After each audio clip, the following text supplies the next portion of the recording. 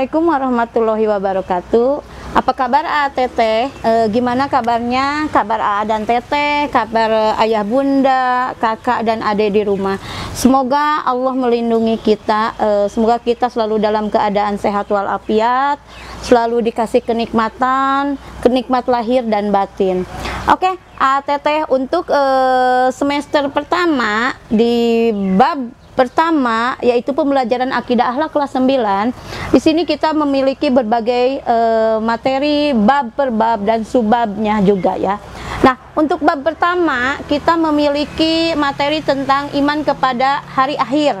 Nah, Aa dan Teteh boleh membuka buku materi atau buku pelajaran akidah akhlak kelas 9-nya ya, boleh dibuka sambil kita belajar, sambil kita sambil nanti Ibu akan menjelaskan materi-materi yang ada di kelas 9. Oke, untuk bab pertama yaitu materi tentang iman kepada hari akhir.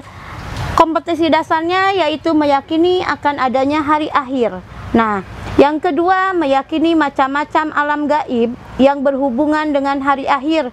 Di antaranya ada alam barzah, yaumul ba'as, dan yaumul hisab, dan yaumul mizan, dan yaumul zaza. Nah, yang ketiga yaitu menampilkan perilaku yang mencerminkan keimanan terhadap hari akhir. Dan yang keempat, menampilkan perilaku yang mencerminkan keimanan terhadap alam gaib yang berhubungan dengan hari akhir. Di antaranya alam barzah, yaumul ba'as, yaumul hisab, yaumul mizan, dan yaumul zaza. Nah, untuk penjelasan selanjutnya yaitu di sini kita memiliki judul yaitu iman kepada hari akhir. Di dalam pembelajaran iman kepada hari akhir ini, nah, Ibu sudah membuat skema. Nah, di dalam skema ini Ibu sudah membagi ke dalam 5 skema. Jadi iman kepada hari akhir di sini terdiri dari 5 atau peta konsep ya. Yang pertama, pengertian hari akhir. Yang kedua, dalil hari akhir. Yang ketiga, macam-macam alam gaib.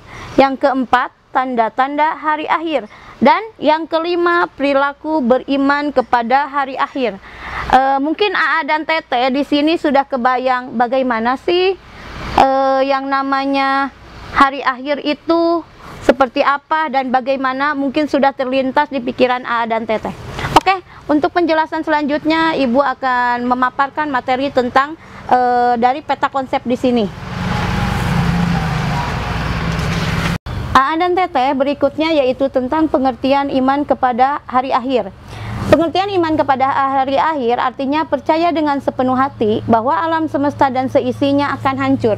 Nah, di sini sudah jelas bahwa yang namanya alam semesta, bumi, langit, dan lain sebagainya itu akan hancur, akan terjadi hancur lebur, dan itulah yang dinamakan dengan hari akhir atau hari kiamat. Ada 3 golongan yang berpendapat akan adanya hari akhir. Yang pertama yaitu golongan samawi, yaitu golongan yang percaya adanya Allah Subhanahu wa taala. Yang kedua adalah golongan ateis atau golongan mulhid. Golongan ateis atau mulhid ini yaitu golongan yang tidak percaya akan adanya Tuhan atau Allah Subhanahu wa taala. Yang ketiga yaitu golongan kepercayaan reinkarnasi.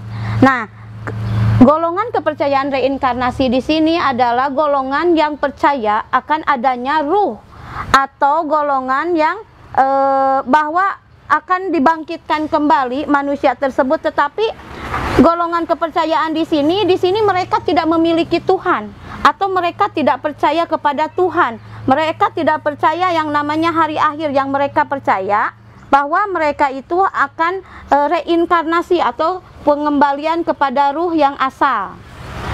Yang berikutnya, di sini Ibu punya dalil tentang beriman kepada hari akhir. Dalil tentang beriman kepada hari akhir di sini yaitu Quran surat Al-An'am ayat 134. Bismillahirrahmanirrahim. Innama tu'aduna la'ati wa ma antum bimu'jizin. Sesungguhnya apapun yang dijanjikan kepadamu pasti akan datang dan kamu sekali tidak mampu menolaknya. Nah, di sini Sudah jelas bahwa manusia itu tidak akan bisa menolak yang namanya kematian dan tidak akan bisa menolak yang namanya takdir dan juga tidak bisa menolak yang namanya hari kiamat atau hari akhir. Oke, kita lanjut, kita ke pembahasan yang berikutnya, yaitu macam-macam alam gaib.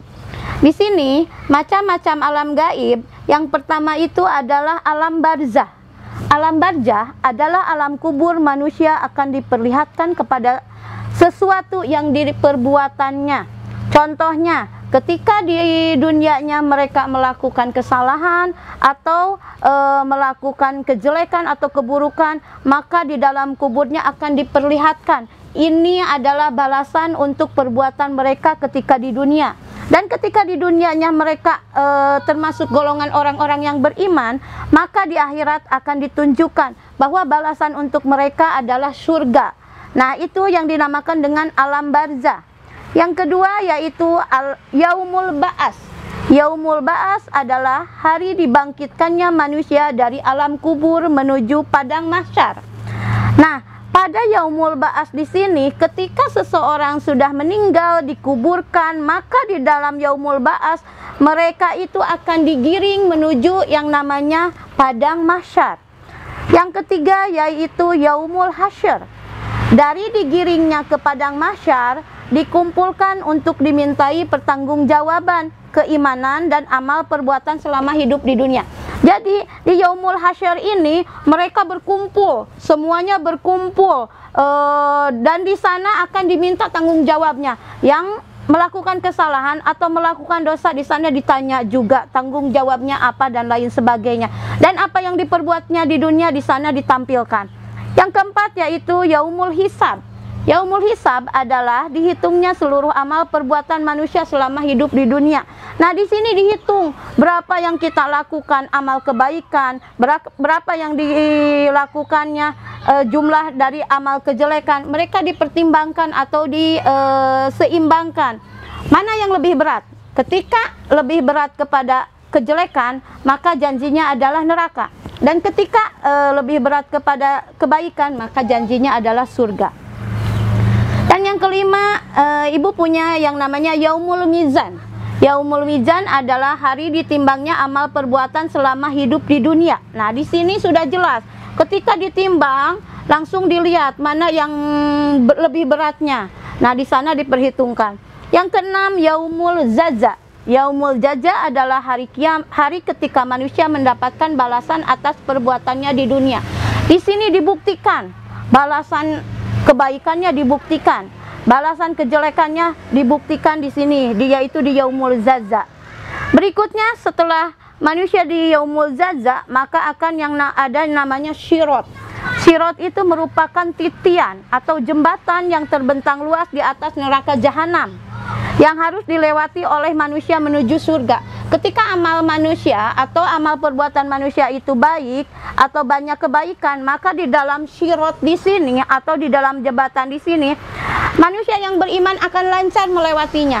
Dan ketika di dalam syirat di sini, orang yang melakukan kejelekannya lebih banyak, maka akan lebih sulit untuk melewati jembatan syirat ini. Yang kedelapan adalah surga. Surga adalah tempat yang penuh kenyamanan, kenikmatan, kebahagiaan akhirat.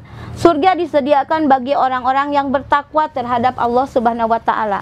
Nah, yang kesembilan yaitu neraka.